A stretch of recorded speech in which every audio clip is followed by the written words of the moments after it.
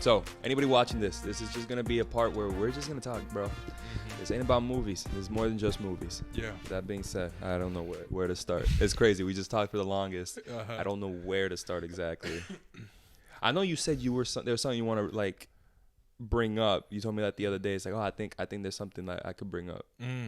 That was for the movie podcast. Oh, snap. Yeah. Oh, okay. I thought it was gonna be something more personal than that, to be honest. Yeah, it would be like, hey, Jonathan, I feel like this platform is where I can lay out my deepest, darkest. But that's funny. But no, yeah, I've been into wrestling. I know, because it shocks me when you come to me and talk about the updates. And I'm like, bro, man, that's crazy. I'm happy you're into it. I've always wanted you to be into it. I think you were just looking at it the wrong way. I think many people still look at it the wrong way. Because they always come to me when they find out I'm a fan. Oh, it's fake. It's fake. Yeah. I know it's fake. That's not why I watch it. I don't watch it because I think it's real. I don't watch it because I think the drama is real. I watch it because bro, movies is such a good way to compare it. It's a movie, but it's a TV show, really. It's a TV show. There are people behind it all. There are actors acting like a character, being told to read these lines this way. There are directors, script writers, producers that put everything on TV, and they make it seem like it's real, that it's still a point of contention. Yeah. And that's why I'm still into it. I've been into it since I was 11. I know, you never left. Never left, even when it was bad. Because I'm real, and you know that. I'm real. Like, I'm not just going to follow and keep saying it's good because I like it. Because even though I never jumped, I stayed on. There were times I'm like, but it's trash right now, bro. It's trash right now. There are better things to watch right now. I was into that, but not lately. Me and Justin, our pastor, our friend, it's weird because he's our friend, but he's also our pastor. We always say, dude, this is the time to get into it right now. I told him the other day, we're right now, we talk about the Attitude Era, we talk about the Ruthless Aggression Era, the PG era, which was the worst era of wrestling ever. I would say now we're in the Renaissance era. Okay, I like it. It's such a renaissance when it comes to... Yeah. I thought I put that on mute. I don't know if that's going to come on the podcast, but somebody just text me. But we're in the Renaissance era, I would say. But I'm happy you're into it. And it's the fact that I think we're in the Renaissance era that puts into like, oh, Brandon's getting into it. We're definitely in the Renaissance era. 100%. Yeah. Because, dude, I've been such a hater. Like, so I'm a huge combat sports fan. And it feels very, like, it feels like the total flip of stuff I usually enjoy. And here's why. Because even if, like, in combat sports traditionally, even if the story sucks, right? You go into it, you're like, I'm just wanting to see the best be the best. And that often happens in the ring. Where I feel like what gives, at least for me, wrestling its impact, it's following along the way. That it's this big culmination of something bigger. You know, that the wrestling, I feel like, is cool and it's like acrobatic and could be fun, but that's not it. Like, at least for me, that's not what does it. You would go to a circus for that. Yeah, you know what I'm saying? And so, like, because I was so disconnected for so long and had no interest, I would pull into fights. I'm like, man, what am I doing here? I know for a fact that doesn't hurt you. You know what I'm saying? Yeah. Like, not even the fact that it's fake, but like it's like so fake. Like I love MMA. I love boxing. Yeah. So I know it's so real, dude. And like I know I've seen locks that could hurt and injure people. No, bro, you've seen locks that could kill people. You ain't lying, bro. And so like to see wrestling like try to bite off in a way with this new thing, but doing it in a way that it's just ultimately not done well. It was like phony, I think, is the best way. And so it always would turn me off. I'm like, I just can't. And so it's getting into the characters that makes you compelling. It's getting into like a bigger story that's compelling. And I've opened up my mind to like, okay, it's acrobatic. Yeah. You know what I'm saying? I'm looking at like, just to have fun. I'm trying to let go. And it took a process. Of like, okay, just let go of what it is. Because even like, and I shared this with you, like as a kid in the Attitude Era, I feel like the style of wrestling changed too. Oh, dude, big time. I mean, wrestling nowadays is so acrobatic. Yeah. So fast paced. It's completely different than what we saw back in the day. Yeah. I think what it was about the Attitude Era that grabbed someone like you is that it had the story behind it. Yeah. Like maybe like it was a lot of brawling back in the Attitude Era with Stone Cold and The Rock, a lot of punches and like, bro, this is a beatdown. But there was also that story behind it. And then what it became was almost like a ballet where it was all flippy flips, very fast, and the story wasn't there, so why would I watch? Which I wouldn't fault you for that, because that's what it did end up becoming. And when it comes to wrestling, the actual maneuvers, it's still kind of like that, but the story has advanced greatly. Bro. And it's like people and personalities I could get behind. You know, like, so like I find interesting, I find it compelling. And so, and it's what's also an added bonus, it's like the lineage of like with the bloodline. Like I remember Rikishi. I grew up on it. My father. My father was Rikishi. Yeah. But what he would do is, so I obviously, like, the heroes for me was Stone Cold and The Rock. Yeah. I always wanted to be them. I told you until I was in 4th grade, every picture I took was with the people's eyebrow. Yeah. But I would always want to be like them, but my father, every time Rikishi would come out, would be like, Brandon. So I was like scarred. Wait, like Brandon, like saying, Brandon, look who's on TV, or no, Brandon, like, it's you. Brandon, you're on TV. I'm like, Dad, I'm 4. And I'm harmed. That's where the problem started. Yeah. Long story short, but no. So like to see his kids now just in it, doing great. Like, it's like, oh snap! Look at Rikishi, man. Like, so. Anyways, yeah, I'm interested. I've been following like sports talk on it or whatever they call it, and I feel like they took in elements that I usually digest, like in the sense of like I said, I'm big into MMA and boxing, so I get the press conferences, I get like, you know, like people like media asking questions and getting it. So like I feel like they took us like those elements and added to the game, because I felt like at least I wasn't aware of it when I was growing up, you know. So they would try certain things like that. But now, they're definitely trying to mainstream it with the press conferences, the after pay-per-view press conferences, that Netflix deal that WWE has now, which is crazy money right now. Boatloads of money. It's gonna, I don't know how far up the list, but it's gonna put them up the list as one of the most like financially successful companies out there. Yeah, it's got to. That's a lot of money. I could be wrong, but I think it's like $5 billion with a B, billion. I could be wrong. I'm not sure. But I think you're right. Yeah. That's a lot. No, dude, it's been fun. I've been locked in. And then it's also, this is a part of it too, it's the community aspect. Like, like if I was ever going to digest it, I like being able to digest it with friends. You know what I'm saying? Like, it was like, oh, snap, you hear what happened? So it becomes something bigger. And that's the thing of what I always loved about like combat sports and fighting, that it became like a mini Super Bowl for me and my friends. It's like, we're coming over, we're bringing food, and we're gonna watch. You know what I'm saying? Like, people lay it all on the line. And when I feel like combat sports is at its best, there's nothing better, because you're watching history literally in the making. And it's real. I think that's the part that gets me with combat sports, like MMA or boxing even. And wrestling, what I adore is that there's a script to follow, and I feel like, man, I could have wrote that better. I could have done this better. But when MMA gets better, you're like, there's no way you can make this up. Dude. You can't make that up. Yeah, man. You can't make a story like that. Yeah, and like, that's what I feel like it becomes untouchable. Because it's like, so like we talked about Francis Ngannou, right?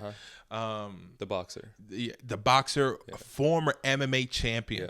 If it's going to be too long to go fully in depth of everything he had to overcome. But I feel like if a movie were to give it a documentary, anything to give time to explaining his story, there's few like it. I could literally only compare it to Rocky, and even Rocky doesn't have as many hurdles as Ngannou had to go to. I'm being so serious. The whole point of Rocky is like, he got lucky. Like Apollo Creed was like, this guy, I like the name. Dude, do you know what it is to have incredibly minimal chances over and over and over again and find a way through it. That's crazy. It's literally, I used this reference in the last podcast, but the Jim Carrey's like, it's like 1 in a million, or whatever she says. And he goes, so you're telling me it's a chance? There's a chance. Like Ngannou embodies that to the fullest. And it's like the 1% of the 1% of the 1%. Like, dude, like, so briefly, a story that not often people know unless you're like an MMA head. Yeah. Is that during the end of his UFC tenure, he was heavyweight champion there, and he fought out his deal. UFC signs you to like a certain amount of fights or a number of years on the deal, and then once you are done with that, like you're a free agent essentially. Yeah. But with champions, often they like to get them early, like re-sign early to extend their contracts, so they can lock in their champions. Wait, so you could lose your contract as champion? No, what they try to avoid that by signing you. But you could hypothetically lose your champion. Well, you could fight out your contract. So it's never happened except with Ngannou. Okay. Ngannou is the sole, to my MMA knowledge. What's the legalities of keeping the UFC championship? What do you mean? Could he have gone home with that and never gave it back? Oh, he did, bro. Now, he technically relinquished the legalities, like, could he have done that and been okay? Or would that have been some legal trouble and he would have to give the title back? Oh, no. The title itself, he keeps. Like, they make new ones, but... Oh, really? Yeah, it's not like a one-off title. Like, they have it in rotation. Like, really? They used to do a thing where, like, every fight, like, a champion would get a new belt. So in a champion, it's really cool. And WWE... It's not like that. Sorry. Okay, we'll go right back to it. But in WWE, it is the same title. Oh wow. Yeah. Yeah. No, that belt. That's why it's like they call it prestigious, because it's like the like 10 years down the line, if they still have the same champ, that is the same championship. Dude, Roman Reigns. I didn't know. Boxing does that though, right? Boxing no, it's it's different. I thought belts. boxing is they do pass it on. No, I know they have different belts. Well, from my knowledge, I know they get to keep it's multiple. But now you're making me think if WWE does that. But I don't think they do. I don't know. So I know for MMA, at least back in the day, they recently just changed the design, like in 2019 or something like that, where they will give you a new belt. So there's the famous Conor McGregor scene when he became double champ, where he had 2 belts and he was like, where's my belt, baby? And he's carrying it both. So they would give you a new belt each time you would win. So like a guy named Demetrius Johnson, who's like one of the considered greatest of all time, has all his belts in cases from every time he defended it successfully. Crazy. It's wonderful. But now what they switched to is a belt where you can add gemstones to it, and a gemstone means different things. So it's cool. It's very Infinity War in Thanos like. It does sound nice. But yeah, so with him, so he keeps his belts, but he's technically still the lineal champion. So meaning he hasn't defeated dude, and so no one's defeated him. No one, like he's lost obviously before, but from his heavyweight reign, he hasn't lost. And so bro, he now UFC now changed their practices because of him. Like, this is how impactful he was. So they try to re-sign you before your deal is up, right? Okay. To ensure to lock you in, especially if you're a champion. So unlike anyone before, he was like, no, I'm fighting out my contract. So then they try to screw him in the end. So what they did was they put him against someone who was trained by his old coach that they left with beef. Damn. All right. So like he felt like he wasn't like able to get to the next level, so he left this coach, and this coach has now a new prodigy that he's like, I know all your weaknesses, and so now like I literally made this guy to defeat you. And so that's the guy they were putting him against. And all the pressure was on him. UFC wanted him to leave in a dull note so he could lose value entering into this new thing. They're like, you trying to show us up, we're gonna show you how much power we truly have. And so he took this fight, and then he took it, bro, with an injury. His knee was blown. His knee. This is the MMA fight. This is Francis Ngannou. But this is an MMA. His knee was completely blown. That his coaches were like, you can't barely walk. How you gonna fight? And he's fighting a guy who's known for his striking, and Ngannou's known for his power. So it was this thing of like, how do you win? And Ngannou was like, no, I'm going to find a way. So he's like, okay. The coach was like, okay, if you want to enter into this like this, then we'll have your back. Jonathan, a true movie occurred. That's crazy. He goes in there, and he's fighting, what's his name? If you knew it, that would blow my mind. Yeah. Golly, who was it that he fought? I forget his name. Cyril Gane. Okay. Yeah, dope name, too. Yeah, I would have never known that. Yeah. Wow. So he fights the Frenchman, Cyril Gane. Trained by his former coach. That sparring came out. He was like, they used to spar together, and they were like, this guy's the better you. He's everything you're not. You're just power. He's excellence personified. Like a true. So he's going into it. The promotion is against him because he's fighting out his contract. He's fighting the guy where his coach, his former coach, literally trained and built up to take him down. You know what I'm saying? That was undefeated on a win streak. Mm-hmm. And so he enters in with also an injury. And so the fight happens, and Ngannou's trying, but he doesn't have his footing. He comes with 2 knee braces to try to not show which one is injured. And Ngannou's just having his way. Ngannou is having his way, touching and moving, staying out of the pocket, but winning round by round. It comes to the ending of 2, and we're like, man, Ngannou's not going to do it. It could have been the Cinderella story, but it's not. And then Ngannou does something that no one expected. So obviously in MMA, there's multiple like things you could do. It's mixed martial arts, right? Like so you have striking, judo, jiu-jitsu, wrestling. But he was known primarily for his striking and particularly his power. So as him and Ngannou are going at it, he ducks under, bro, and he takes the brother down in a hellacious slam. Dang. And begins to for the next 3 rounds, entering into the championship rounds, out wrestles, which something he's not known for in his career, Cyril Gane, and retains the title. Gasses out Gane. We're at the corner. They're like, what happened? You were bred for this. What are you doing? And the coach was saying to Gane, and still Francis finding a way. I'm telling you, dude. And that's just one element to his story. Forget him a year later taking on the lineal champion, the heavyweight champion of the world in boxing, and knocking him on the mat. Yeah. Knocking him, like, it's unheard of, his story. Mm-hmm.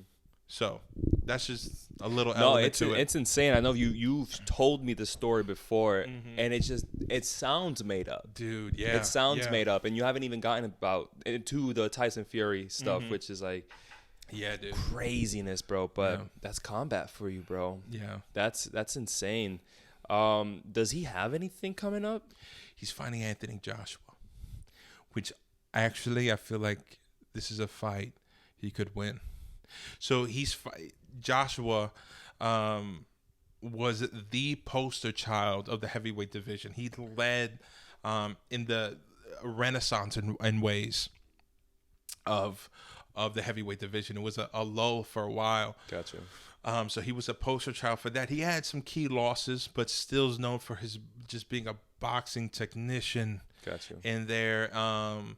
And what makes it compelling, although he's a technician in ways, his chin has been tested, and he hasn't came up on the better side of those things. So fighting against Ngannou, who just floored Tyson Fury and made him fight a fight essentially scared. Yeah, you know, not that Tyson was scared of him, but like man, like I'm gonna have to try. Yeah. Like, you know, that's what I feel like makes this new fight so compelling.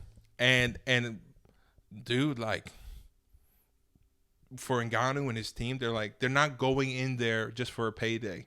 Like, often when MMA fighters cross over into boxing, they're like, it's almost a celebration just to be in there, because they get paid so much more than they will ever make in a career of MMA in one night.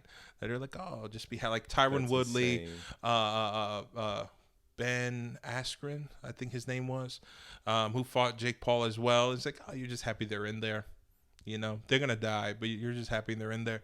But not with Ngannou, man. Ngannou has made the difference to, like, like, having a legit chance. That's cool. Has there ever been, what's the closest of an Ngannou we ever got in the boxing world, if any? As, like, a story, like a crossover like that? Yeah. Oh, dude, he's a 101. Okay.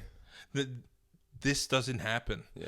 Before Doesn't that, sound like it. dude, like, I mean, we've had some like Holly Holm, who like famously was the one who had kicked Ronda Rousey and sent her to wrestling. I remember that. I sent it to wrestling. That's what everybody said. Yeah. The same with CM Punk. And so she was a boxing champion and like crossed over into MMA and did well. But the women's boxing at that time wasn't known for much. Now it's finally picking up steam with like people like Amanda Serrano, who's Puerto Rican and like just killing it. And there's other ones. Who was the one that she got rocked so hard that her head expanded and looked like Jimmy Neutron? Oh, Joanna Jędrzejczyk. Bro, I remember that. Yeah, doesn't that sound like a fake name? It does sound like a fake name, but it also looks like a fake picture if you look her up. Because that was insane, Brandon. Yeah. It went viral. Yeah. Even for me, that I'm not as in tune to MMA like you, and it made it to my feed. And I thought it was some sort of disproportionate edited photo. No. Bro. She looks scary, dude. I was scared for her. Bro. She could have died, no? Listen, I'm a fan of the sport. And I remember watching that live. I was like, I think she's going to die. Like, now, what was it that made her head swell that big? Bro, it was a hellacious fight. But was there like a single moment? No. Single moment, yeah. It was just accumulated damage. So she was fighting, what's the champion's name? I forget her name. She's from China. She's currently the Zhang Wei Li. Okay. Is her name. And yeah, so she was fighting against her. Joanna Jędrzejczyk was the longest reigning champion of that time in that division. So she's the one who put the division on the map. She lost to someone named Rose Namajunas. I said that name wrong. Yeah, but I think you did very wrong. It's all good. The good thing is that you don't know how wrong I did it because you never heard it before. Yeah, exactly. It just sounded very wrong. Is she Hispanic? No, not at all. I was gonna say because even the accent's off. No, it's not. So it's not Hispanic. Yeah. It's it's Carol. Actually, I'm thinking about somebody else completely. Rose Jackson, but no. So she's from some European country. I don't know. Anyways, but there was only a few champs in that division. It's the 115 division for women, but Jędrzejczyk was the longest reigning one, and so fighting against Wei Li was a huge contest. And so yes, and it's the best women's fight I've ever seen.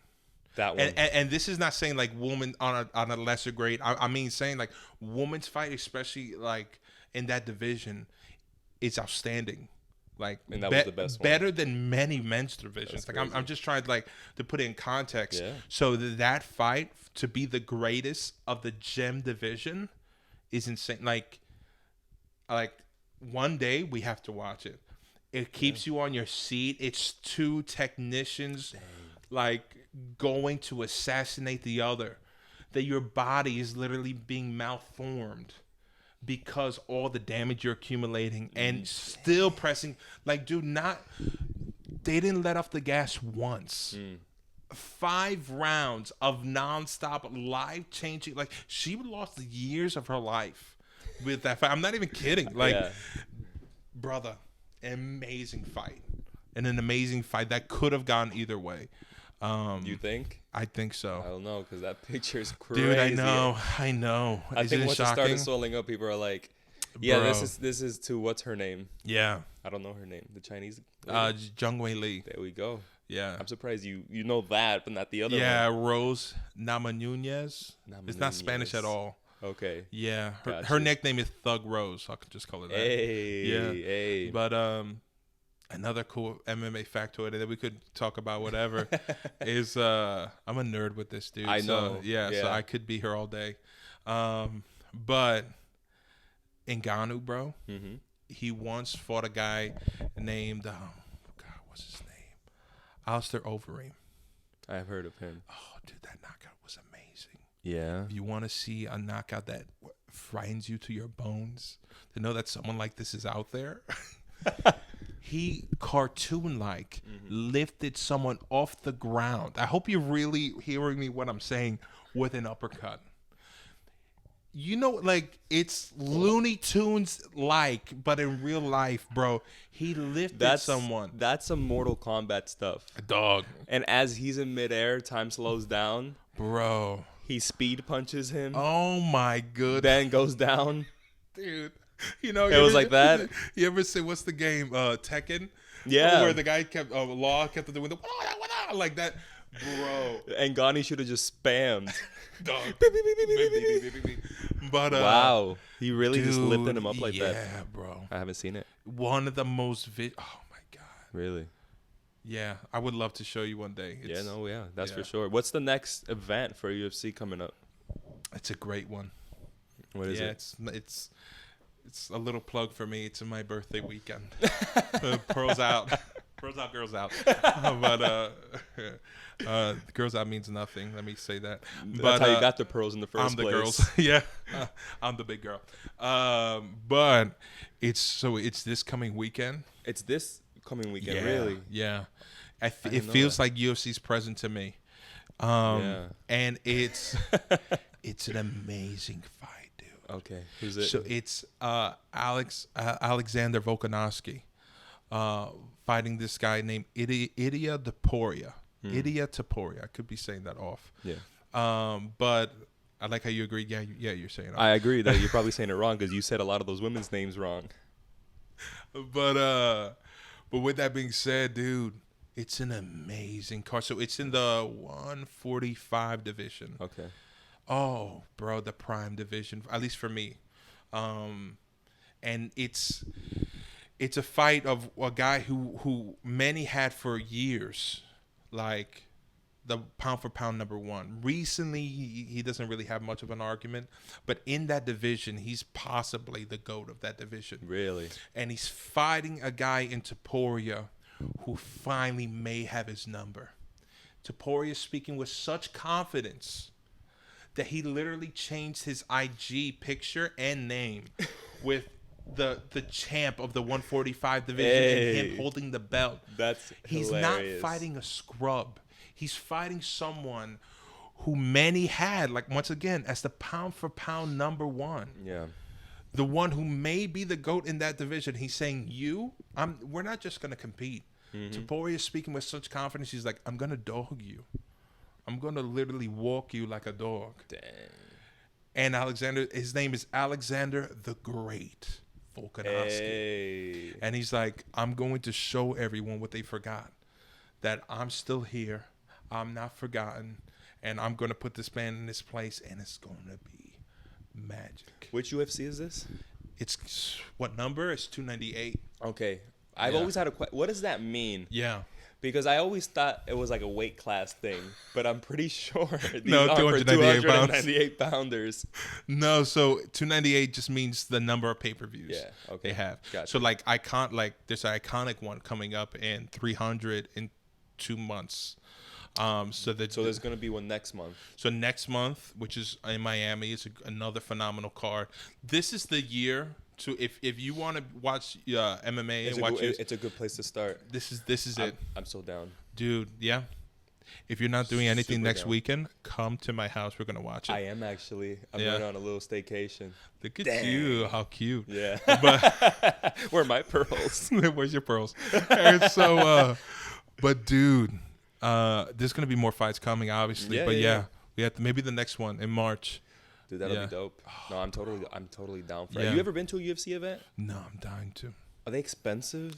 Very not attainable. They're getting more expensive. It's not really for bad seats. It's like $600. No, Brandon. For bad seats. Like nosebleeds? For bad seats. $600 for bad seats on a bad card. Who Ralph Sneaks Nagos was until today. I thought you were stroking right now. I was like, Grey's Anatomy. Where stop the recording. Grey's Anatomy. Asteroids coming down. But wow, I did not know that. Yeah, I thought it was more attainable. No, it's not. What? How is that compared to like wrestling? Because you just saw Royal Rumble. Yeah, I was at the Royal Rumble a few weeks ago in Tampa. I think very attainable. Really? Very attainable. It's very weird because then you have seats like in the front row that people say are like $10,000. That's outrageous. But then you got seats in the nosebleeds that are $50. So super attainable. Yeah. I can't even imagine what the front seats would be for UFC. Oh, I mean, dude, a lot of celebrities go, right? Yeah. But no, for me, I think it's always attainable. Something for a Royal Rumble would be different because it's such a big event. Yeah. It's one of the big 4 pay-per-views of WWE. That, WrestleMania, SummerSlam, Survivor Series. And so the tickets will go up. Okay. But something like a Raw or a SmackDown, super attainable. Really? You could probably see yourself in the middle section on TV for $75. Oh, wow. But what kills it, and I'm sure UFC does this, and maybe this is why those tickets cost so much, scalpers. Scalpers will come in. They'll get a $75 WWE ticket in the middle section and sell it for like $200. And it's like, well, then I can't go now. Yeah, yeah. You know what I mean? Yeah. I can't go now.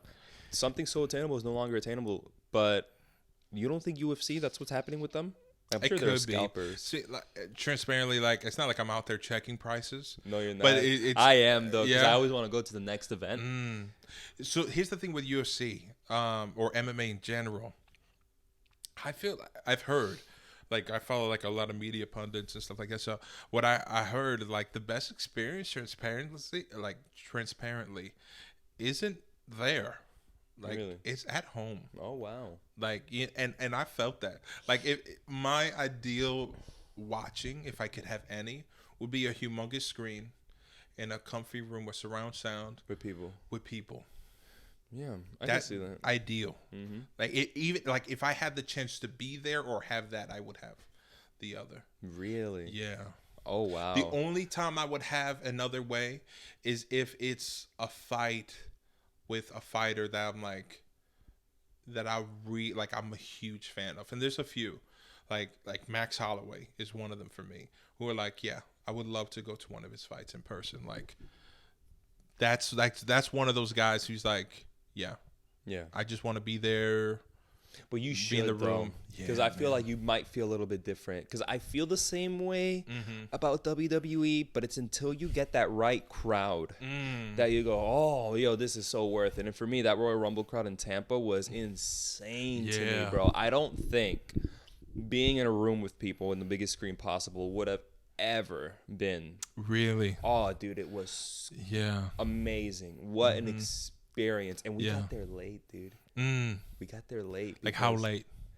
Like, you missed let the me Women's tell Royal you Rumble? this story. Not a lot of people know this story, so I'll tell you the story. Okay. But like that, what led up to the lateness. I'm with it. So Royal Rumble was on a Saturday, and we got a hotel by St. Pete. So after the show, we just stayed in the hotel. We'll come back the day after. And we left, and we went to St. Pete. We thought show starts at 8. We can be there by 6:30. We don't have to be there that early. Because I've been to other WWE events, and we get there early, and we're just there waiting. Okay, yeah. So get there at 6:30. Show starts at 8. We'll be fine. And that's what we did. We ate. It was me, my brother, and my stepfather. We ate. We went on the beach for a little while. And when we headed off to the stadium, it's not an arena. Tropicana Field is a stadium, brother. Really? That is humongous. Is that where the Bucks play? No, that's where the Rays play. The dope. baseball team. Yeah. The baseball team. Okay. But it's so big. I mean, we fed almost 50,000 people that night. Wow. And so we made it to the arena at 6:30. Yeah. The arena area, not the arena, the stadium. Bro, the traffic was insane. Dude. Insane. And we're going, well, at least we got here early. Yeah. Bro, and then we took this turn. And I had bought parking beforehand. So it was all a matter of like showing them the code and parking. We took a turn, and we made this line to get into our parking. We were parking east. Yeah. And we were in that line for an hour and a half. Oh, man. Bro, I was losing it inside. Yeah. I was losing it. Yeah. I was like, I'm going to leave my car. I'm going to leave my car. That sounds reasonable, and honestly. Run inside, brother. Yeah. Because the show starts at 8, and it's 7 o'clock now. And this line ain't moving. So we're there, bro, and I'm losing it inside. I didn't want to lose it in front of my stepdad, in front of my brother, but I was losing it. Yeah. It got to the point where I said, guys, you go. And I was just parked because there's no point in all of us missing the beginning. Yeah. That's fine. We'll stay. So they stayed. Bro, just little by little it was moving. Little by little. But I mean, little by little, like every 15 minutes. Oh, how'd you do it, bro? We finally got to the entrance of my parking at 8 on the dot. Golly. 8 on the dot, brother. And so we're parking. I show her the code. I pull right in. Bro. Lock the door. And we boom. Yeah, bro, man. I think my running emitted a sonic boom. Yeah. Forrest Gump, you know that movie, right? Yeah. Me, my brother, myself, bro, we ran, and it was 8:05 Yeah. now. 8:05, maybe 8:10. And we're like a mile away from the stadium. Dog. I am looking at it. I can point at it, and I'm going beeline. So, dude, it was a distance. I thought when you said parking lot, I didn't thinking, park right next to it. Wow, It's bro. such a big parking lot. It wasn't really a mile. It was big though. Yeah. But there's a beeline. Yeah. So, bro, we went phew, and as we're going, it was like a spectacle, Brandon. Yeah. I mean, spotlights in the air. The arena, which was a dome shape. Yeah. The lights were hitting the roof. You could see the lights. You could hear the announcers from the outside as we're running, going, the 30 women Royal Rumble match. And we're going even faster now, bro. We pressed nitro and we went, phew, and we're running, bro. I'm like, I can't. We were running so long and so fast that people around us said, I'm just going to do what you're doing. And they started, bro. And so people were running alongside us. That's funny. Because I was like, there are people walking. They're late and they're walking. Yeah. And so we were able to, what's the word I'm looking, encourage other people to run alongside us. It became like Rocky. Oh my Rocky God, 2. why did I not think of that? Perfect comparison. It was like Rocky. It was like Rocky. We finally made it up. Went through the metal detectors, went through the ticket. Yeah. And the first match, the first woman was coming out. Yeah. Because the first match was the 30 women Royal Rumble. And the first woman, which is Natalia. Yeah. She was coming out as my ticket was scanning, and I was going, we freaking made it. Wow. We made it. Yeah. And I got to thank WWE for that, because they put like 10 or 15 minutes of just advertisements before the actual match even started. There we go. Bro. And so we got great seats, by the way. Yeah. I saved up a little bit. Yeah. For me and my brother, too. It looked really good. The view looked insane. Brother, we went up there and we saw that stadium. This sea of people. Dog. And we were looking at each other like, I have never seen so many people in my life. Bro, it was 50,000. Yeah, dude. It was 48 something. Bro, I couldn't believe the amount of people in there. Yeah. And we were trying to find our seats, and we finally were able to sit down, and it was crazy, Brandon.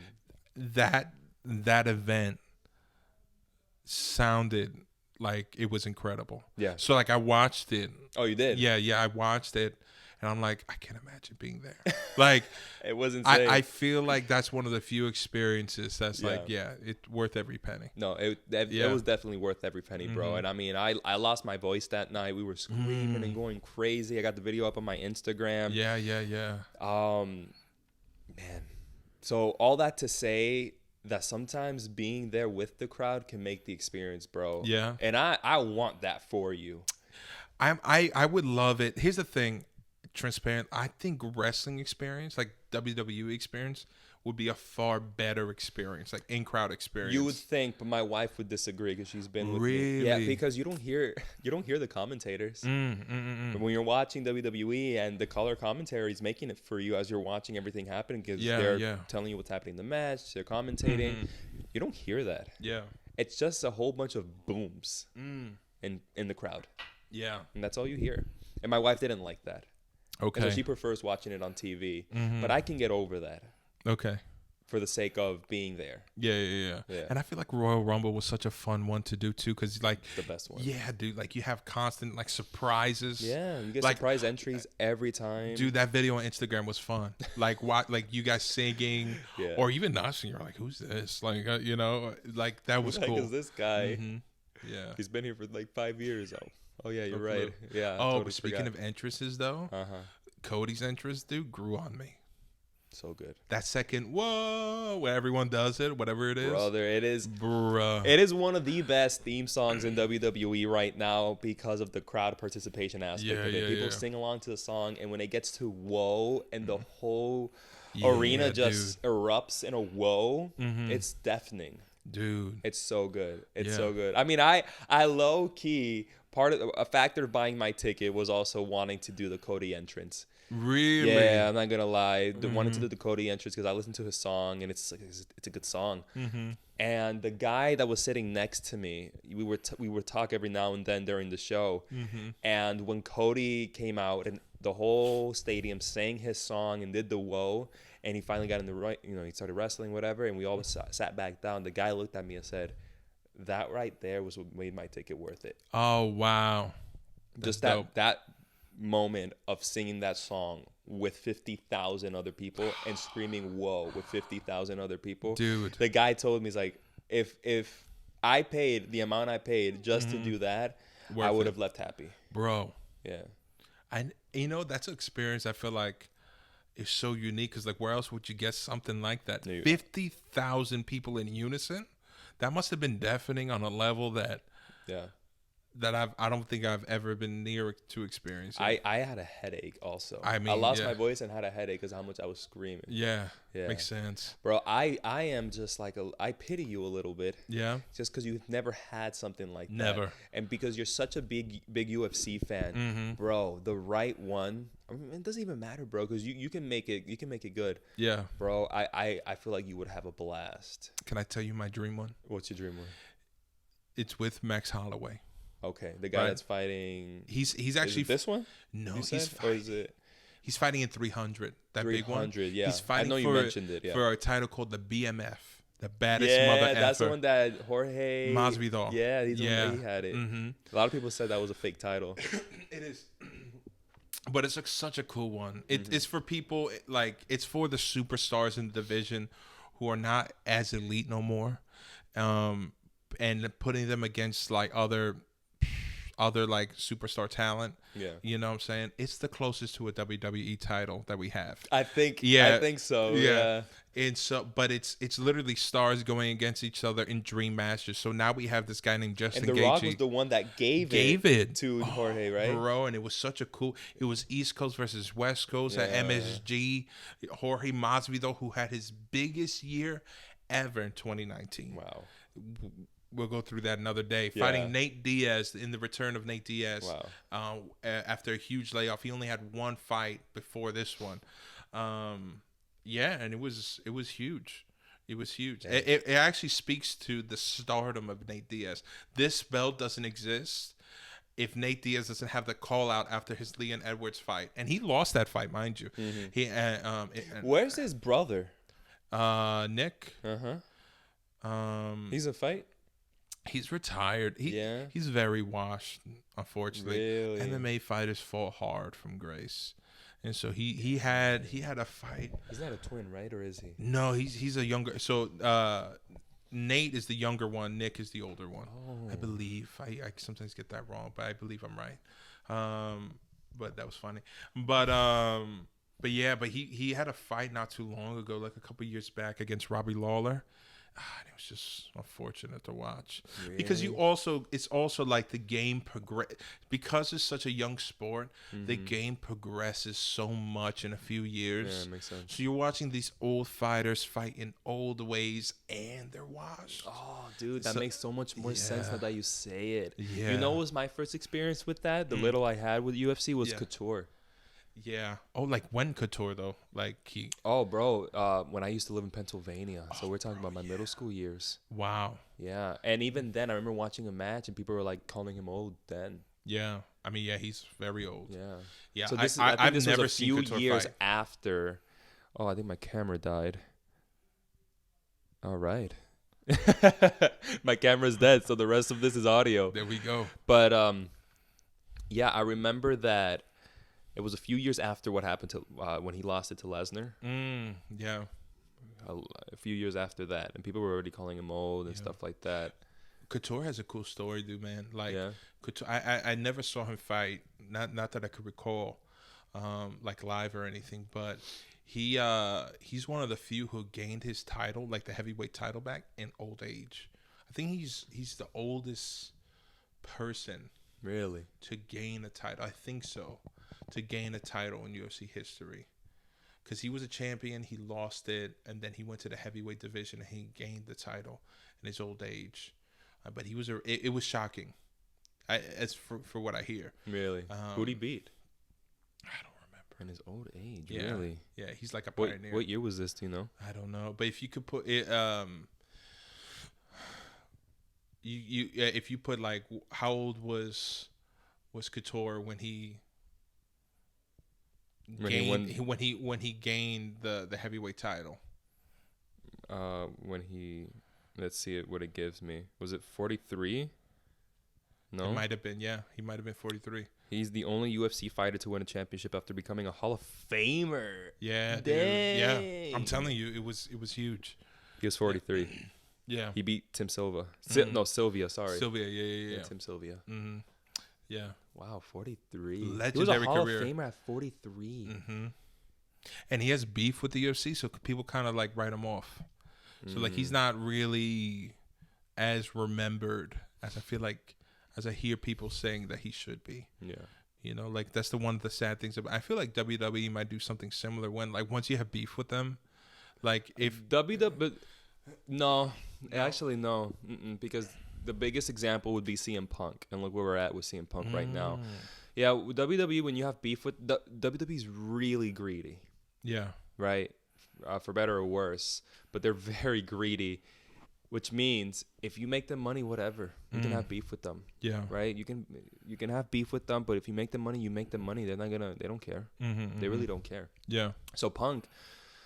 He left on bad terms, and they both had really bad beef. And Punk was the one saying, "I'm never going back." And when WWE would be asked the same question, they would say, "Never say never." That's all they would ever say. Oh wow, never say never, and it's true.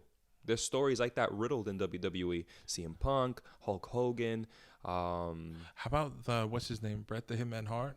Bret Hart is a big one too. Yeah, they both have really bad beef. And he came back. They all come back, brother. Oh wow. The last one was CM Punk, the one that we thought was never gonna come back, and he came back. Yeah, it's truly never say never. So you can have beef with WWE, but you'll always have room to come back if you can make the money. Now they'll twist it around and say you'll always have room to come back and be better and do something. But in reality, it's all about money, and Punk makes money. So, that's crazy. So you have beef with UFC and like done. It's kind of just done. Yeah, your history gets and maybe it's that money factor. Like hearing you saying like because WWE you can always cause like earning out of them, right? Like I imagine unless they're truly like unredeemable or something. But I imagine at least. But with UFC, like once you hit a certain point and you're on bad blood, your history's gone, bro. Really? Yeah, your impact is like they tried to do that with Ngannou. Like because he left on bad terms, like Dana was the biggest one saying like, yeah, like he wanted lesser fights. He didn't want to fight the best, and so he left. And he took on the lineal champion of the heavyweight division.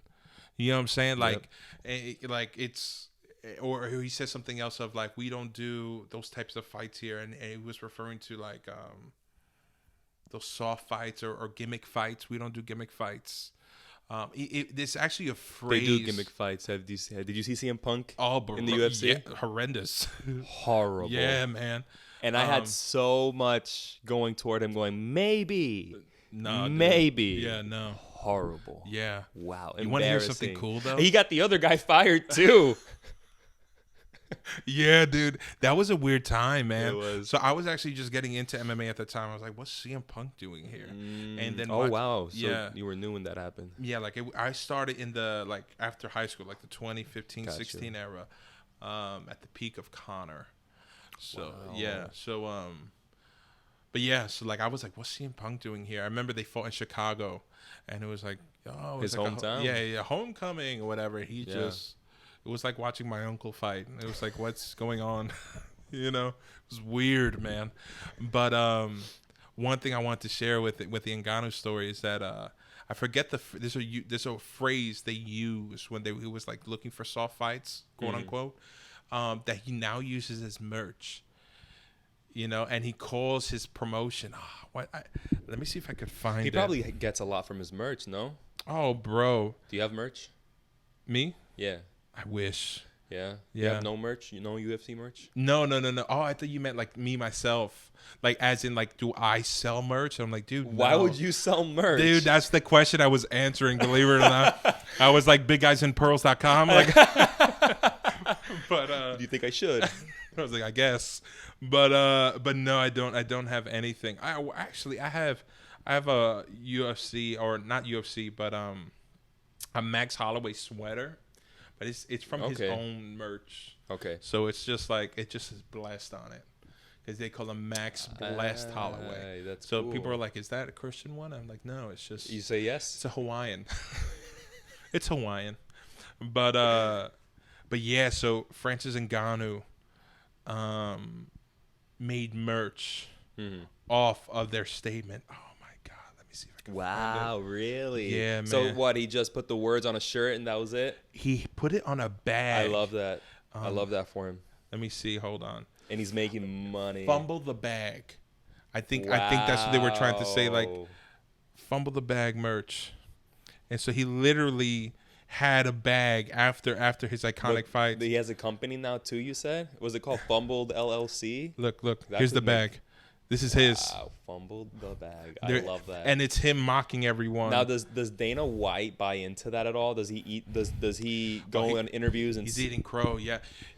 Or does he just not even mention it? Yeah, he tries to do a hard pivot. He's like, yeah, cool, good for him. But inside he's dying. Love that. But this guy is succeeding in such a way that what can you say? Yeah, he's always gonna say like he didn't want to fight the best because wow, excuse me, you might have caught that. That was a huge burp. Sorry for anyone that heard that. Just flew out my face. But I'm gonna have to throw away the pop filter. Oh, bro, yeah, just toss it. It's done. It's full of my indigestion. And but no. So John Jones, if you heard of him, yes, I know. He John moved Jones up to the heavyweight division. And, was John Jones the one that has that funny clip where Joe Rogan is like, "Why are you taking your pants off?" Because my balls was hot. No, who's that? That's Derek something. Oh, okay. Oh my goodness, balls was out. They call him the. Am I tripping or do they look alike? You are very tripping. You must not know how. So look, I'll show you. What's his name? They couldn't be more off. Stop. Yeah. So if you type in balls were hot, well, actually, I was trying to not make it that obvious that I don't know UFC. But maybe don't type in balls were hot. I don't know what will come up. but John Jones balls. No, Derek Lewis. Make sure you don't put Drake balls. Yeah, golly. Stories I've heard from other podcasts. I'll end that there. But so this is Derek Lewis. He's just a big Houston guy. That makes sense. You know what I'm saying? Yeah. Funny as could be. And then so remember him. Okay. And I'm gonna show you John Jones, and it might be shocking how little they look alike. He's Asian. Yeah. Taiwanese. For you. Yeah. I know you guys can't see us anymore, but if he's Asian. Yeah. Jet Li, like. I'm just playing. Yeah. So he's black. Yeah. But he definitely doesn't look like him. I was tripping. Is it funny that when I feel like you revealed he was black, I feel like a gasp happened for the listeners? For those who might not know. But is that a racist joke, Jonathan? I don't know. Right? Canceled before you start. But yeah, man. That's cool. So, but John Jones had moved up to the heavyweight division, and he's now the champ of that division. Oh wow. But Dana's statement is like, yeah, he didn't want to fight the best. He didn't want to lose. He didn't want the hard competition, which is not true. If you knew what he was like fully fighting for, like fighter pay, like better rights for fighters, not just for him, but he was trying to cause change for the entire UFC roster. He was like, I'm going to be the one champ that speaks, and they cut him for it. Or he fought out his contract and they want nothing to do with him. That's crazy. Because he won't budge.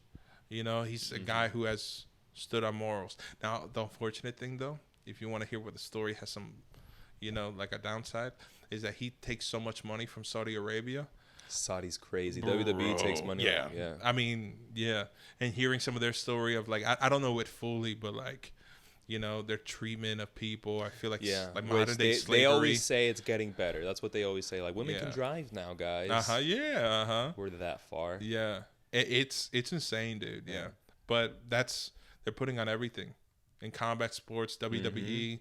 You know what I'm saying? They're gonna have a WWE experience over there now. Really, dude. You know what I noticed in Night of Champions? How they had what year? I don't know. The past one. It might be. I don't remember the last one. The one they were in Saudi Arabia. Which was that? Might have been last year then. Yeah. Is that the one where Logan Paul fought Roman? I don't know. I don't remember. I know. Really remember. Trish Stratus fought Becky. Yeah. Yeah, I think it was last year then. What I noticed is how they had them dressed. Yeah, it's like from head to toe almost. Yeah, and I was like, at first I mean, it's not like I was like, oh look, like a Kill Bill reference. I thought I didn't think much of it. I mean, they work around it real nice. Because the Kill Bill reference from Becky was crazy. Yeah. But yeah, the reason they do it is because women can't show skin. Yeah. So all they show is their head up. Yeah. I don't even know if they show their neck. I don't know. I can't. But dude, I wonder did you ever hear any backlash for like how if there was like a wrestle? It's funny you use that word, but a wrestle for those who fought on that card, especially women, like how they felt. Yeah. And stuff like that, or that wasn't released. No, yeah. Well, for one, it's called a fight. Even if it's fake, it's a fake fight. Yeah, okay. But when they first started in Saudi Arabia was back in 2018, and women weren't even allowed. So that first pay-per-view in 2018 was called the Greatest Royal Rumble. It was in Saudi Arabia, and women were not allowed to be there. So no women were there. And I think for the next 2 to 3 pay-per-views in Saudi, women were not on the card whatsoever. Even Sami Zayn, you know Sami Zayn? Yeah. He wasn't allowed to go. But because why? He was Syrian or something. Really? Yeah, something about that. And so when women first came, it was such a big deal. So the backlash was before the women. And once the women came, they kind of now say, like, we're making strides. Wow. So they even though they have to wear the jumpsuits, they say we're making strides because we started in a place where we weren't even allowed to step in that ring in Saudi Arabia. And now we're basically main eventing events at Saudi Arabia. Wow. Sami Zayn is the guy with the orange beard and long hair. And he fought on that card recently, too. He did recently, yeah. And that was a big deal. Yeah. That was a big deal. He came out and started talking to them in the language. And, but he wasn't allowed because of some Syrian stuff. How did he feel about that? Also really, really big. I think he's Muslim. He's Muslim, and so he was finally able to, I don't know what it's called, you know, when they do that walk around Mecca, right? Mecca, and he was finally able to do that in his life, and for him, that was a big deal. So for him, it was big. For him, he enjoyed it. Yeah. That's crazy. Isn't it? Yeah, man. Yo. It's something feels that's like so, I don't know if the word's out of touch, but so like something I can't relate to, and that I'm shocked it's still here today, you know? Like that type of experience in Saudi Arabia. Yeah, I know. So to honor our time, I'll end it with this. I'll say one for WWE, you'll say one for UFC, but what are you hoping to see in the UFC just this year? Just for this year. That's good. Last year was a dud. Really? For UFC. I feel like everything that could go wrong went wrong. Bad press, bad fights that fell through. I want a year of that magic back. Okay. You know, that some of these big cards they put together, not only do I want to see them come through, I want history and stories to be made. I love the story of a good fight, as you could probably tell. Yeah. And so I want to share some of those new experiences again. So for UFC, it might sound corny, but I want that magic. I want that for those who follow. I want that 2019 magic.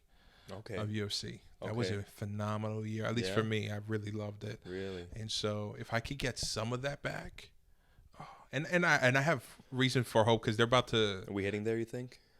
I think so. We have some great. I mean, dude, we have some great cards. The only downside is, it's so great on this side of the year that I'm worried how Like, I don't know how they ain't gonna live up to it. Well, I think it's just gonna be the potential bad is that it's so top heavy this side of the year that the rest of the year is like we used everyone we could use. Got you. You know, either through injury or through fight reports or like whatever. So hopefully that's not the case, right? They're kind of saving Conor for the end of the year. Like, he's supposed to make a comeback. Yeah, he had said that he was gonna fight in July, but they're probably going to use him, Dana said, at the end of the year. Nice. So we'll see if that comes through because Dana's a notorious liar. But long story short, if I could get some of that magic back of like, man, why I love the sport of, you know, like, I would be happy. Dang, that's good. That's good. On my end with WWE, I think we're in a position where I'm very satisfied where we're at right now.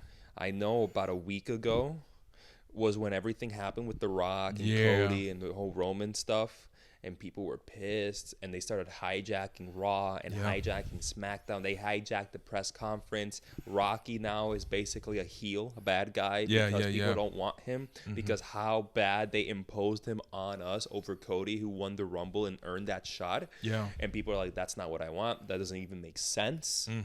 Just because Rock is the name. Yeah, he's the big name, and I mean, Rock versus Roman is it, brother. Yeah, that's a big match right there. But you don't do it over Cody right now. People are they're calling us like the Cody crybabies. Yeah, that's fine. I'll make a shirt. I'll wear it if anything. I am a Cody crybaby. Here's my thing. This is how I see it. If I ask my boss for a raise, and a week later my boss calls me to his office and says bend over. Not like that. I didn't want to raise like that. You know what I mean? I want the raise. I want Rock versus Roman. Not right now. Not like that. There we go. Buy me dinner first. And a nice set of pearls. Yeah, there we go. But